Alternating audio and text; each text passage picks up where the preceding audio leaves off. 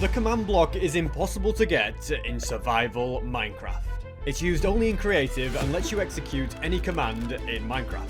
However, there is one way to get it. It is pretty much the most advanced thing you can do in Minecraft. It's ridiculously complicated, and I am going to do it. And then I'm going to farm it, getting unlimited command blocks in survival. I've been wanting to do this for years, and it's taken months and months of research. You have to understand save stating, binary, hash maps, chunk population, update suppression, multi-threading, instant tile ticks, and loads of other things. So seriously guys, it is a ridiculous project, so all I ask is for you to please press that subscribe button. It's hours and hours of hard work, so yeah, please just press subscribe. To begin with, I am going to start with nothing, but by the end of this video, I will have the command block in my inventory, completely in vanilla survival. And even worlds that are going to be as complex as this still start with you punching a tree. Kind of therapeutic, isn't it? So the start is pretty much... How did you guys get stuck down there? But yeah, the start is pretty much just a case of me getting some simple tools, like so. And then I'm also going to get a load of food. I don't know why, but there just seems to be pigs absolutely everywhere. Why is there so many of them? I have no idea, but I'm not going to complain. Also, some of you may have noticed that I'm not playing in the latest version. No, instead, I've had to go all the way back to version 1.12. And that's just because doing this in newer versions is not possible, but I have still added a texture pack, so the game still has the latest textures. Seriously, I don't want to be going through a nether that looks like this. It's actually ridiculous how many pigs there are around here. I've almost got a stack of pork chops already. We really were eating good in 2017. I should probably cook this food soon rather than later. I'm not going to be able to sprint for much longer. And sadly, because smokers were added in 1.14, we're going to have to use the old-fashioned furnace. I think that'll do for now. I really want to get a bed sorted before that sun goes down. You may also notice that I'm playing in hardcore mode. I really didn't need to do that. There's no reason for me to. But I don't know. I was kind of getting hardcore withdrawal symptoms. And I don't think anyone has ever done this in hardcore mode. I know people have done it in survival worlds and on servers. But as far as I'm aware, it's never been done on hardcore mode. Why is there rotten flesh on the floor and no villagers? No way this was an infected village. Is there anything in this blacksmith? Well, free bread and a free helmet. Can't complain. Oh my goodness, it was an infected village. What are the chances of that? Pretty low, that's the chances. And I didn't see any wool there. I have seen a few sheep. I should probably focus on getting some from them. I could even... No, I couldn't make shears. For some unknown reason, all I can see is pigs. And endermen. Actually, that could be very, very useful. Let's quickly make a boat. Get him in said boat. And hopefully get an ender pearl. Yes, we did. Getting an ender pearl is pretty useful because realistically, we are going to have to beat Minecraft and get an elytra. And in 1.12, bastions do not exist, so we're going to have to get ender pearls the old-fashioned way. Finally, some sheep. How long has this taken? Let's get a bed crafted, and I have successfully survived the first night. But honestly, if I was incapable of doing that, I wouldn't even be attempting this challenge. Sugarcane is going to be pretty useful for this challenge. I'm mainly thinking for my elytra, so that I have loads of paper for firework rockets further down the line. I just realized there's no swimming. Ah, this is so annoying. Going through the water is so slow. So as I said earlier, my first goal in this challenge is going to be to get the elytra. It'll just make doing everything else so much easier, and then I can start thinking about this crazy setup. Building it requires loads of redstone items, but that's kind of the easy thing to get. I'm also going to need 104 beacons, which is going to be very, very annoying, and I need 21 dragon eggs. Yes, there is only meant to be one per world, but there's a really cool trick I'm going to use to get loads of them, and no, it's not a duplication glitch. So yeah, let's begin with phase 1, Operation Get the Elytra. Although before that, I should probably do Operation Get More Wood. If you don't even have enough wood to make a shield, then you know caving is not going to go well. There we go. I now feel a lot better. And there's a bunch of mobs down here too. I'd better keep my wits about me.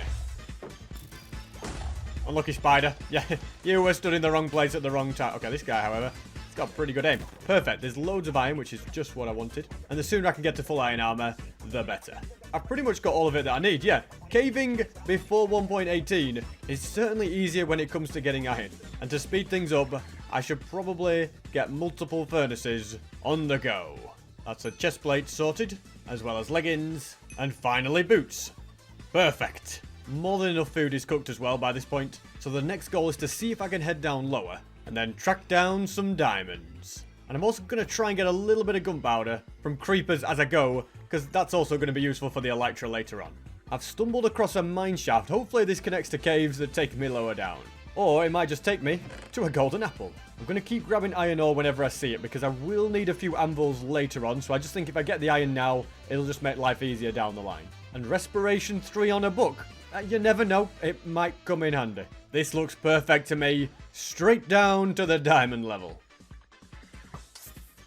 Is this creeper just refusing to blow? Okay, now he's blowing up. Come on, I need him to get rid of him. This is reminding me how much harder it is to get diamonds in 1.12 compared to when they added the cave update. I should have just used the clay strategy because you can use the clay generation from swamps and rivers to know where diamonds are going to generate. That might have been a better idea, but hey, we're down in the cave now. We might as well see it through. And if nothing else, we are getting a lot of iron from this. And on a side note, I know you can use the 1 block at a time April Fool's update to get command blocks. In fact, you can use that to get any block.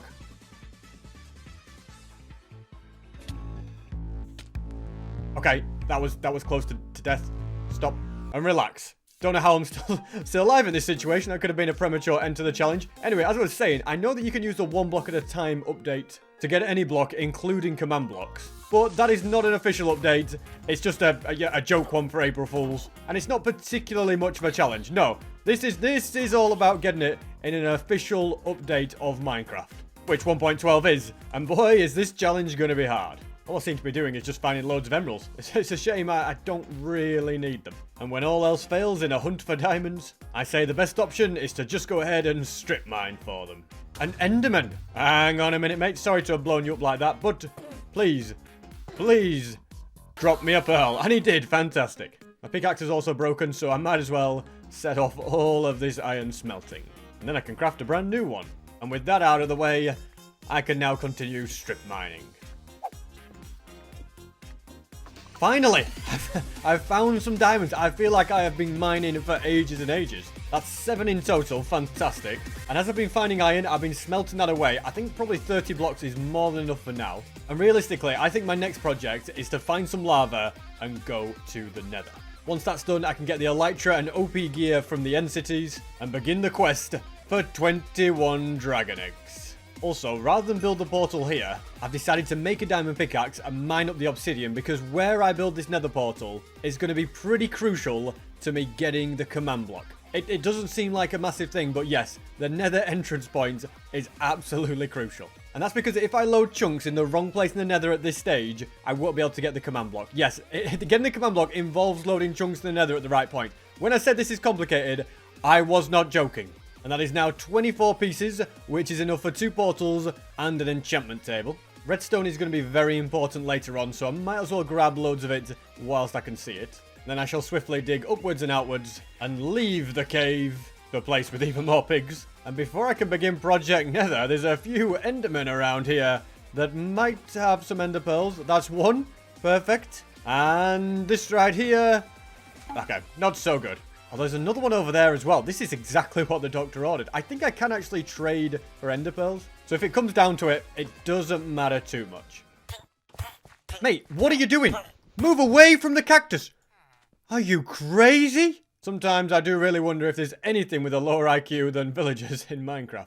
At this point, I think I've come far enough. Let's go ahead and build a portal so that I can then search the nether for a fortress, get blaze rods, leave the nether, search for the stronghold, and find it. Then I'll get more pearls, grab some bookcases, find mending, and power 4. And then I can enter the end, defeat the ender dragon, and start the search for the elytra.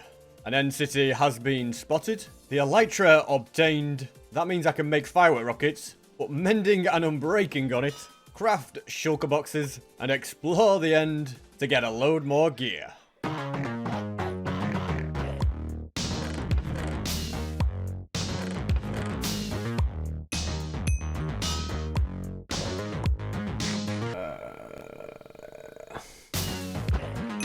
And I think I've got enough. There's all of this loot and all of this gear. Let's go ahead and hop through this end gateway and collect dragon egg number 1. But the issue with that is I need 21 of these in total. And so this is how we're going to do it. Although before I do that, I'm going to max out these boots. And then I must head through here to get the materials to craft a piston. Yes, I was smart and set my spawn at the end portal. There we go. And before I head back It's also pretty important that I get some arrows. This is so much easier now that I have looting 3. Now for the explanation on how I can get another excuse me, Enderman, I'm trying to talk to the viewers. Don't worry, guys. Every channel has haters. But here is at least part of the explanation. So if I was to place 4 end crystals on this portal, the ender dragon would be resummoned, you'd get 1000 XP, and you'd get no dragon egg. However, if this portal block right here is removed, because there's no other ones in the end city, then the game is going to think that you've never defeated the ender dragon before, and it'll summon a brand new one in that will give you a dragon egg. And on 1.12, there's a really easy way to break portal blocks and bedrock using the dragon egg. Well, that's convenient. It's going to require a couple of repeaters, an activated piston with the dragon egg on top. This doesn't look that exciting. If we break that, the egg falls and that's about it. However, Minecraft has something called instant falling. And it's kind of important that you pay attention for this, because this is also going to be used to get the command block. Yeah, it just comes full circle. In Minecraft, a lot is dictated by a player's render distance. If the player had a very tiny render distance, then the green chunks would be normal entity processing chunks. But the orange chunks right at the edge of the render distance, well, they are called lazy chunks. And in lazy chunks, Minecraft behaves a little bit differently. For example, gravity blocks fall instantly. If the dragon egg falls with instant fall, it destroys the block below it, meaning you can easily break anything. Nothing else has this property except the dragon egg. So, if I lower my render distance down to 2, place the dragon egg in this chunk, and move away so that it's now in a lazy chunk, activating this will retract the piston, the dragon egg will fall, and the bedrock should be broken, but it didn't work. And I have found this method to be a little bit inconsistent. But don't you worry, there's a better way to do it that works every single time. The minecart activates the pressure plate, which activates the piston. And if I put the dragon egg there, once I fly away and this entity gets unloaded, the piston will retract, instant falling will be on because it'll be in a lazy chunk, and the bedrock broke first time. This also means I can have any render distance. So once again, I fly away. Once unloaded, the piston retracts, the dragon egg falls, and more bedrock is broken. If I do it one more time, the end gateway gets broken, and if I was to now summon an ender dragon, it would almost be a new one. There is just one more step. Although before I can worry about that, I need to get some more food, head to the nether, to get gas tiers, to craft end crystals, and re-summon the dragon. Although it's crucial that during this, you relog the world. Because now, when you load it back up, as you can see, it's a bit glitchy. Don't ruin this for me. I'm trying to explain some Enderman. As you can see, the Ender Dragon boss bar is back. This is really, really weird. And after about a minute, the dragon appears with no end crystals around the sides, which is pretty handy. And I can go ahead and attack it. Now, I know it doesn't look like I'm attacking it. For some reason, it's invisible, but its health is going down. And this time, when the dragon is defeated, once again, it drops all 12,000 XP, and you get another dragon egg. And so that means I now have 2 of them, and I can use all that XP to keep upgrading my gear. Once again, I can use this trick to break the bedrock and the end gateway, and then I've just got to rinse and repeat that 19 more times until I have 21 dragon eggs. That means getting 76 gas tiers, 38 blaze rods, 76 ender pearls, and 532 glass. Then I can craft all of the end crystals, and then I can respawn the ender dragon and defeat him many, many, many, many more times. Thank goodness that's finally done. I feel like I've collected 1 million eggs at this point. Dadgummit, the egg went through the portal. And one of them did actually go through the portal, so I need to leave the end, break this bed, go through the end again, and then it'll take me to spawn, where there's a lot of XP to be collected, don't mind if I do, and I can get egg number 21. Fantastic. I'm so glad that's done, and now I can focus on phase 2, which is to obtain 104 beacons. Yeah, this is definitely going to be a lot harder. So if I want 104 beacons, I need 312 wither skulls. So I'm going to use this fortress to build a farm for that. And I just got... Are you kidding me? Okay, well, hey, we only need 311 now. That's convenient, isn't it? First things first, I'm going to build a big platform, which is going to require 17 stacks of nether brick. Now I know why I took the time to make an efficiency 5 diamond pickaxe. It's really speeding things up. It's a shame netherite's not a thing. But regardless, I should get 17 stacks in no time. That is all of it. Got another skull while I was mining that as well. The plan is to build the platform right here, with portals going down the middle. This farm is known as the peer pressure farm by IanX04, and I've just adapted it a bit to work in 1.12. But a very important thing I'm going to need to make it work is wolves. Yes, I need 12 of them. 12 in total, and currently, I'm completely friendless. I have none. I've got 11 bones in my ender chest, and there's plenty more to be collected, and so now I shall try and find some wolves. This seems like the right biome, although it's probably, yeah, a little too small. Just found a sharpness 5 book. Let's go. Might as well add it to the axe. Operation Find Some Wolves has been successful. Hello, guys. Prepared to be tamed? 5 so far. That's pretty good. Remember, it's 12 altogether. Ideally, I'll find them all and tame them, but breeding is also another option. Perfect. Loads more here. Basically, just look for the wool and the mutton, and you're probably in the right spot. What are you guys doing in the trees, falling out of the tree? Just be careful. This is the problem with having this many dogs. You're bound to have casualties. So that's 8 in total. I'll breed the rest of you when we actually make it back. So, guys, I've got to fly about 4,000 blocks in this direction. And all I need to do every now and again is land on some terrain so that they'll all come to me. I've successfully got them all back to the portal in one piece. My goodness, I just feel completely overrun with dogs. Then I just need some stairs. And from there, I can just push all of the wolves into position. Perfect. That is all of them in the correct spots. And now I can start placing down all of the slabs. Perfect. That's one side completely done. And the other side as well. Next, I'm going to head above the nether, break a load of bedrock using this tried and tested method. Then I'll build a nether portal at this level. It has to be 1 block down, because in 1.12, portals above the nether just don't connect. This obsidian can now be completely removed, and a new one built all the way up here. This should perfectly connect above. Yep, it does. So then I just need to grab a load of materials and build the overworld part of the farm.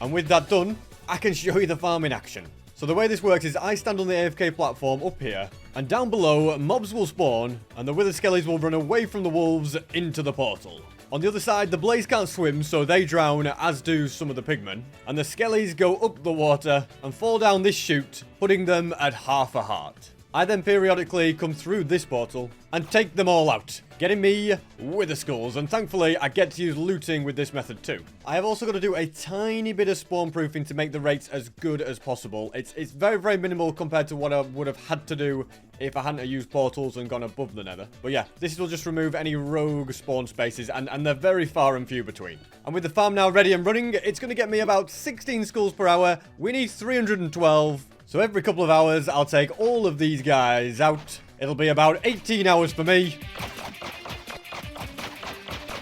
And 5 seconds for you. But yes, we are now done. I literally went to Mallorca and back in the time that it took me to get all of those. And now getting all the nether stars for the beacons is going to be a fairly straightforward process. I just need to grab a load of soul sand and then spawn the wither over and over again underneath the end portal. And as he's taking damage naturally from suffocating, I can be mining up the 5 stacks of obsidian that I need.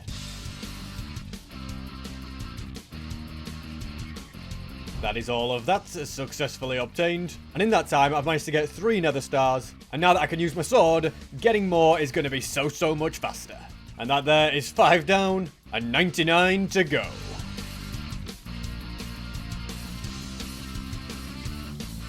And with that, it is mission accomplished. I just need a load of sand to get a load of glass. And then I can craft every single beacon that I need. So I now have the beacons, I have the dragon eggs, I also need a bunch of rose bushes, I'll explain what for later. And so all that remains is a load of redstone items and squid. Yeah, we're gonna need a lot of ink sacs. And feathers for that matter as well. All this time the chickens thought they were safe, but unfortunately, yeah, they're not. I'm not exactly sure how much I need, but 7 or 8 stacks of ink and a load of stacks of feathers should be plenty. And yep, I decided to build a chicken breeder to get them faster. Now, to go alongside all these materials, a load of books are gonna be necessary. There we go. And all that leaves me to get is a load of redstone items. I'm in a mesa right now, so gold is gonna be useful for powered rails. Iron and redstone dust is needed to craft pistons. And slime is also something that I'm gonna need loads of. And after a lot of mining, crafting, and smelting, I'm almost at a point where I have everything that I need. I am a little bit short in the redstone department still. I've got a few blocks and dust left here, but I need 328 redstone blocks and 650 redstone dust. So I'm going to collect up a load of this stuff. And I've already dug a strip mine down here, so I can just gracefully glide down. And rather than going down that tunnel, I shall instead go in this direction, hunting for redstone. Found some already. Fantastic. There's got to be a lot more where that came from. But the good thing about this is that I should also run into caves, and then you can get loads and loads of the stuff. Successfully found a cave and diamonds, but more importantly, redstone. Good thing I brought a water bucket. That's going to be very, very handy. And just from that short amount of strip mining, I've already got quite a lot of stacks in the kitty. So yeah, I'm optimistic that getting everything that I need is not going to take too long. So I shall get to work and mine up absolutely all of the redstone that I need. And with that now out of the way, I can begin the project of building the machine that will allow me to obtain and farm command blocks. So to begin with, we have to start with save stating. Save stating is when a chunk has so much data in it that the game can't save it. This normally never happens, but with enough books with complex characters in them, you can overload the chunk's data capacity. So I'm going to fill this book with pages and pages of random characters and sign it as book 1. And then I'm going to fill another book with pages and pages of random characters, but different ones from the first book. That can be signed as book 2. And then by crafting more book and quills, I can duplicate the books and put them into a shulker box in a checkerboard pattern. And because they're in a checkerboard pattern, Minecraft can't compress the data as well. If they were just like this, it could compress it a lot better and it wouldn't overload the memory. But instead, you need them to be laid out like this. So this shulker box here is taking up a lot of memory. And if you make a second shulker box that is exactly the same, you then overload the chunk's memory capacity and it wouldn't be able to save this chunk. A lot of save stating is crucial in getting a command block, which is why I've got so many of these to make book and quills. And just to show you in action in a random world, if I go to a chunk and place down 2 of these shulker boxes, this chunk's memory is now completely overloaded. I can blow things up and place down a bunch of blocks, and everything in this chunk will reset due to those shulker boxes. These diamonds will stay, those ones will not. If I just fly far away and fly back once it's out of render distance, as you can see, the chunk has completely reset. It's not reset the snow for some reason, but it's not saved any of the data. So I'm going to go ahead and craft every single book that I need for the entire machine. There we go. And then we're ready to fly to an ocean far away and build this thing. It's got to be really far away, because the nether side of the farm needs to have never been visited before. We're now about 10,000 blocks out, and the chunks ahead of me have never been loaded before. So, I'm going to reload the world, grab 4 of these shulker boxes, and within 45 seconds before an autosave can occur, I'm going to place save state shulker boxes in this chunk and also in this one. Now, it's impossible for the game to save those chunks as long as I don't unload them, which is crucial for the entire farm to work. Right here, I'm going to start by placing down 100 beacons, and these are absolutely crucial in getting a command block. It won't make sense right now, but I'll try to explain it later. Stained glass is also going to be very important, and it's how stained glass and beacons interact that allows us to manipulate code and do some pretty cool stuff. So this glass tower needs to be built up really high.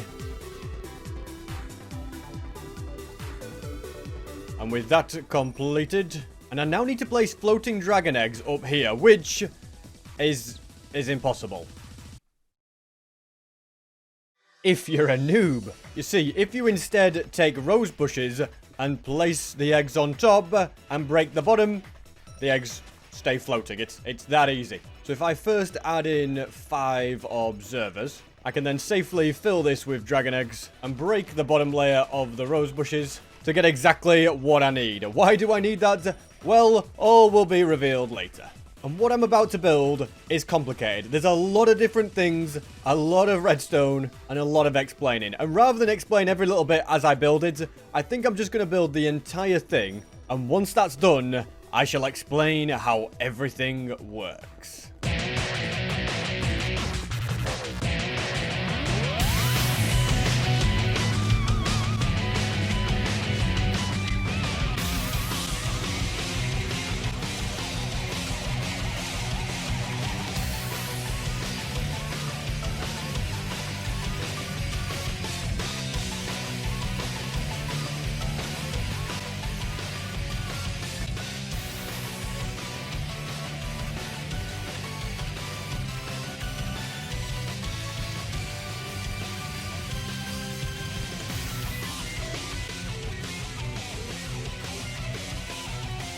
And with that, it is done.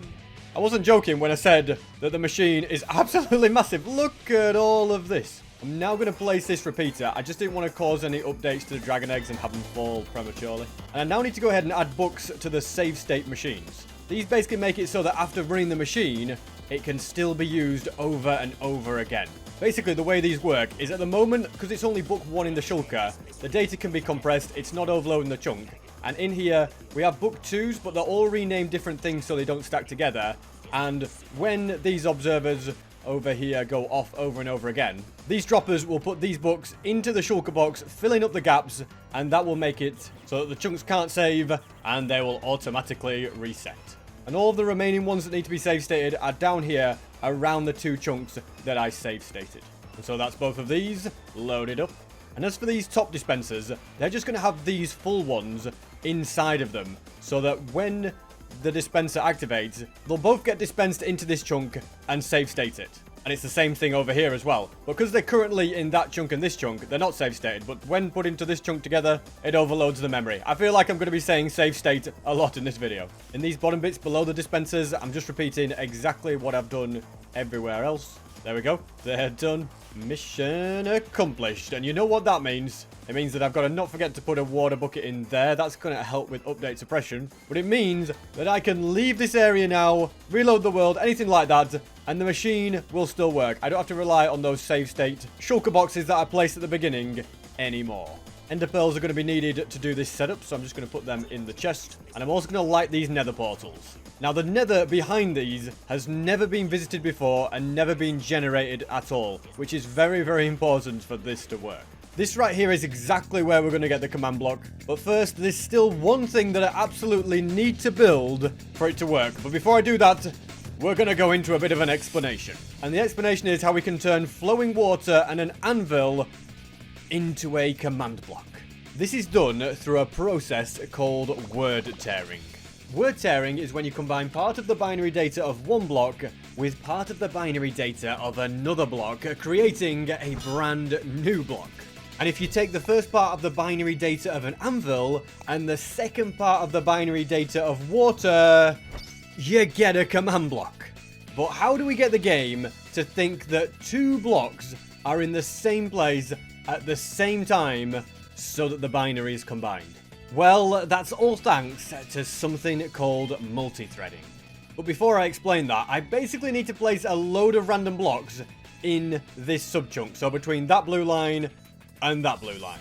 Basically, I need 256 different block states in this chunk so that Minecraft stores the block data for all blocks in a specific way. So this oak stairs is one block state because it's facing that way. This one's another block state because it's upside down facing that way. This one's facing a different way to that one, so it's another block state. That's a different block state, and yet this one is a different block state again. So it can be the same block, but if it's in a different state, it counts towards the 256. So yeah, there's a lot of different blocks that need to go down, so I'm going to get to work and get busy adding them.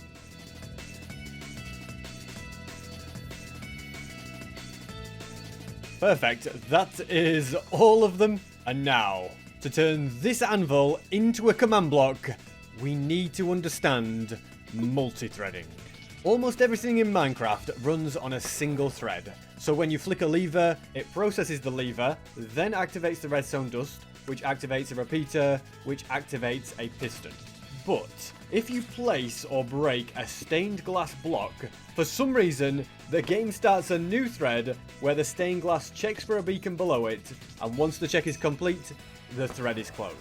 And by loading and populating the chunks over there that I save stated in a certain way, we can make use of the beacon thread so that that thread thinks that there's water here, and the main thread thinks that there's an anvil here. To do that, we've got to take advantage of how Minecraft populates chunks. You see, if you load a chunk for the first time, it will only populate itself with ores, trees, and liquids if the chunks in a 2x2 square next to it are generated. But if you update suppress the chunk as it is loaded, it will fail to populate the 3 chunks around it, and this allows you to get a chunk that looks like it's invisible, like this. It also turns on instant falling and instant tile ticks everywhere in the overworld.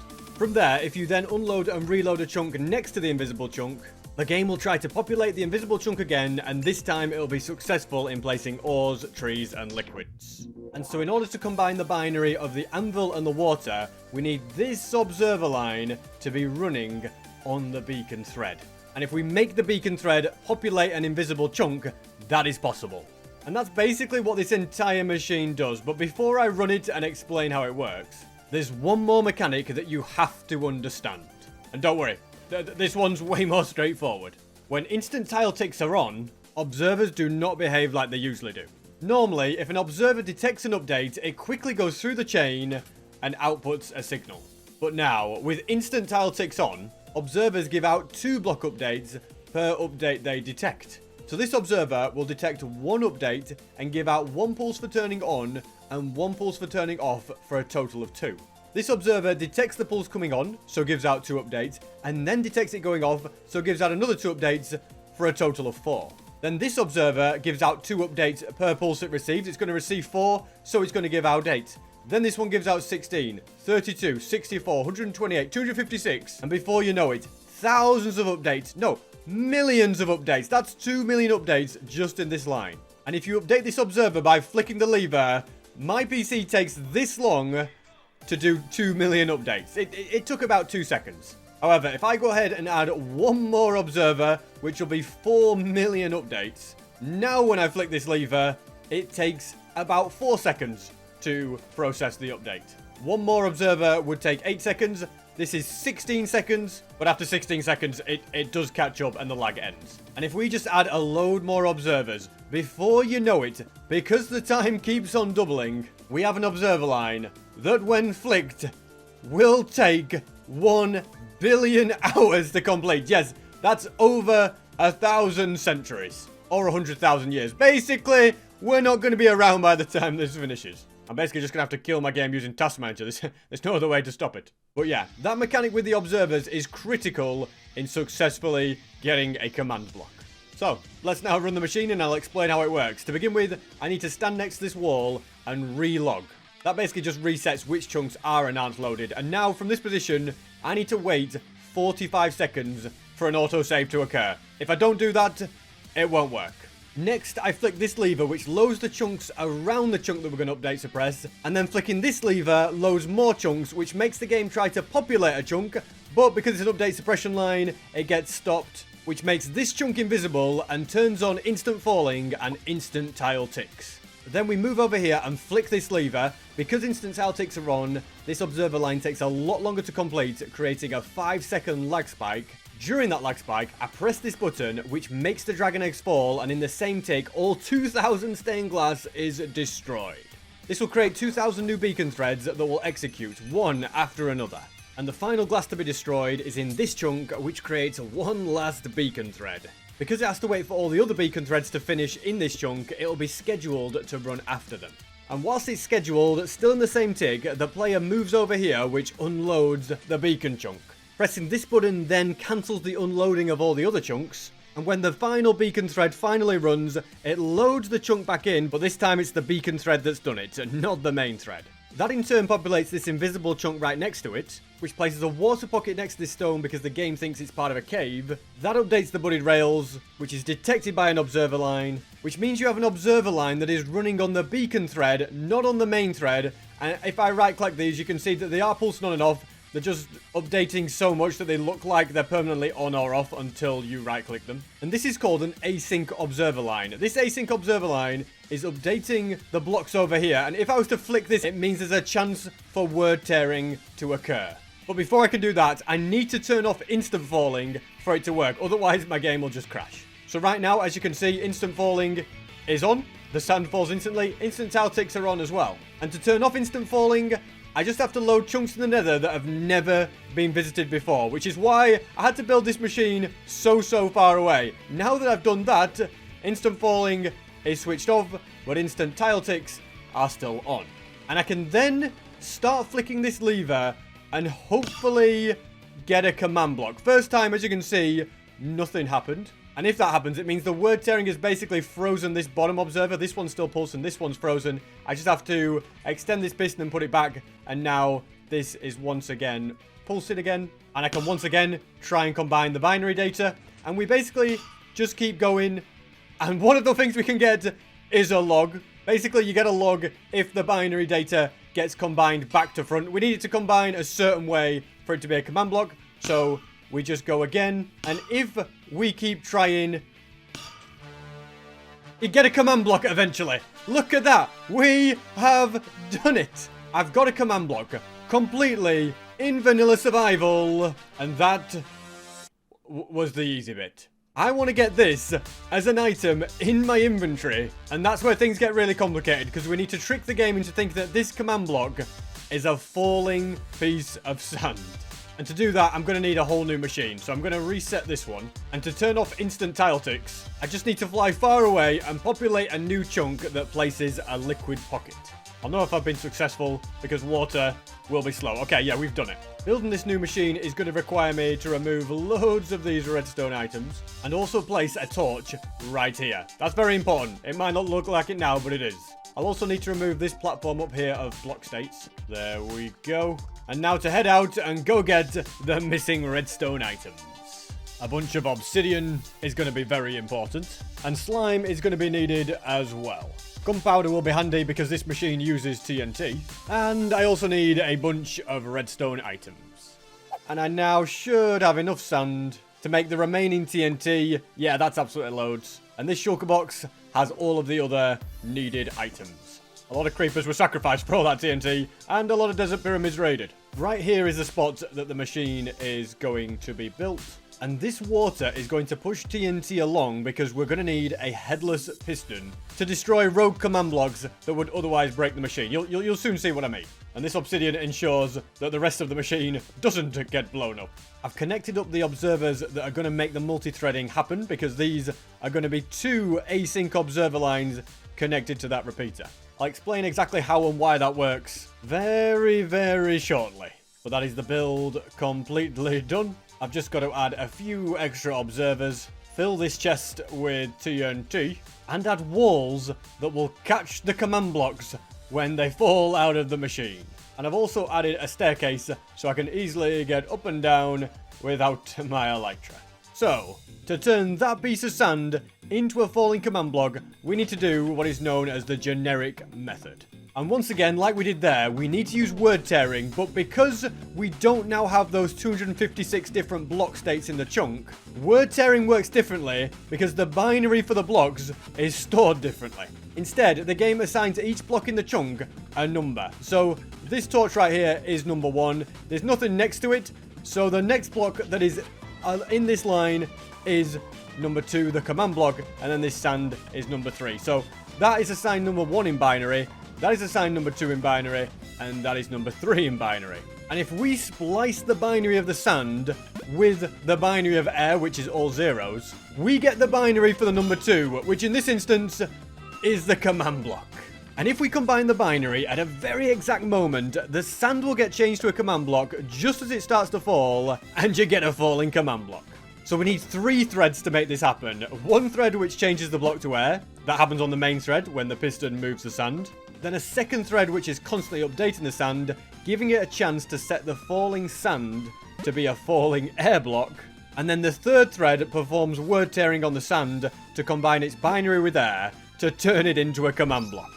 Sometimes nothing happens. Sometimes you get a falling air block, which basically is the same as nothing happening. Sometimes you get a command block that isn't falling, it just gets stuck there. And every now and again, the stars align and you get a falling command block that this wall is going to catch and keep in a falling block state.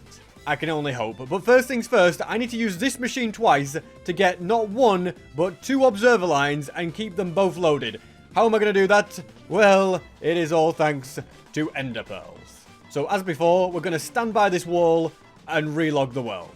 So now, after waiting 45 seconds so that an autosave occurs, we flick this lever. We flick this lever. This lever creates a lag spike. We press this button and this button during that lag spike, and we get async observer line number 1. In fact, you can actually see them flashing and updating in real time. It's kind of crazy. From there, I'm just going to stand by this portal and wait for the next autosave.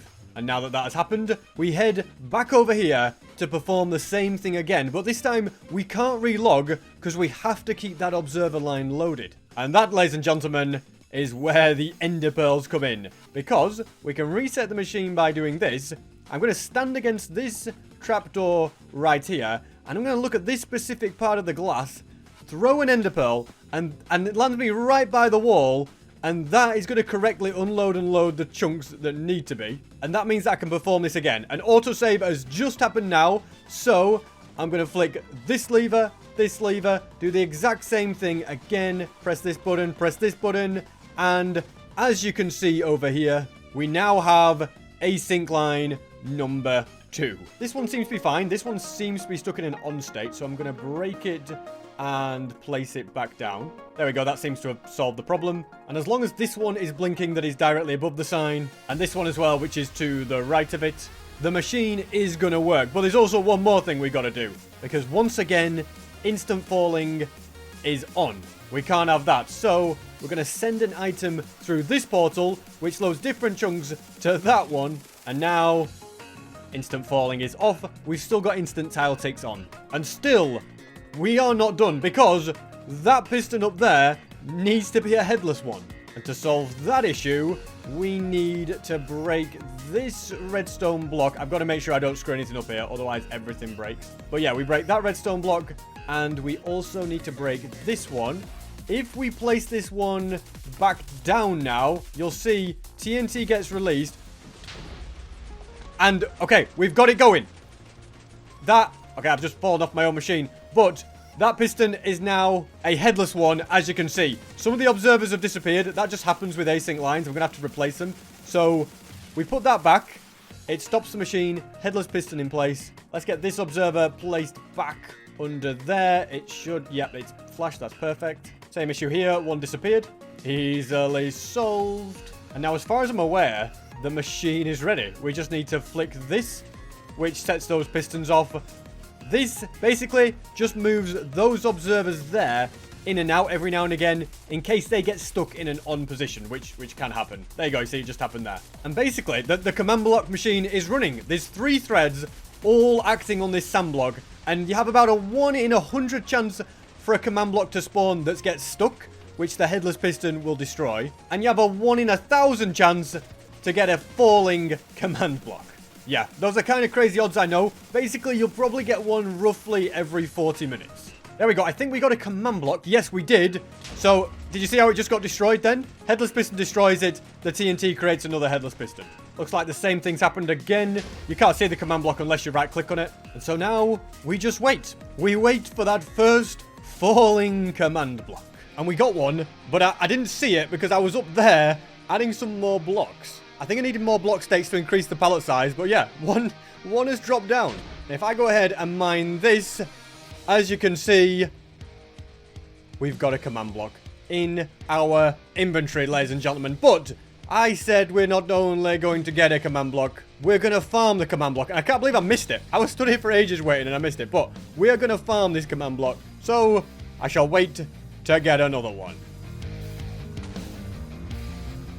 And we got one. And we got another one. Managed to get not one, but 2 of these on camera. I told you guys, it's a command block farm. And it's actually farming the command blocks for us. Look at that. 2 floating command blocks. And if we break the wall, they fall on the slabs. And now, I've got 3 of these. That's insane. So, I'm going to put the wall back. And then leave this machine to run for ages. And see how many I get. The game did end up randomly crashing, which means I'd have to break and replace all these observers and then redo the whole chunk swap thing again. But let's for now just turn this off, get rid of this guy, and see how many more command blocks we got. It wasn't actually that long, maybe about 40 minutes to an hour, and we got... There's a few, ladies and gentlemen. There is a few. 2 more. So yes, 5 command blocks in the command block farm. And these are properly in my inventory. Very, very cool. You can't actually place them down in survival or use them, but other than that, it's still a cool flex. I could put them in an item frame. I could make the farm a lot faster by doing something called cluster chunks, but that involves building another massive machine, and I'm not bothered about speed. I'm bothered about functionality. So that, ladies and gentlemen, was me obtaining the command block and building a farm for it. I'd also like to thank Myron for all of the explanation videos that he's made. They were very, very helpful, and for his help in the Discord. The massive contraption that I built that allowed me to get the async observer line was Void, so thank you to them for the design. And this little machine here that allows you to get the falling command block was designed by Angan, so thank you very much to them. They're also very helpful in the Discord too. And finally, thanks to Marpace. He also made some explanation videos that I found very, very useful. This project took me 7 weeks to do, so if you could please subscribe, that would mean a lot to me. I put a lot of work into this video. And if you'd like to see more crazy projects, check out this video on screen where I built a farm that lets me get unlimited bedrock blocks. Or there's also this video where I use RNG manipulation to get unlimited lightning bolts and control the weather in Minecraft.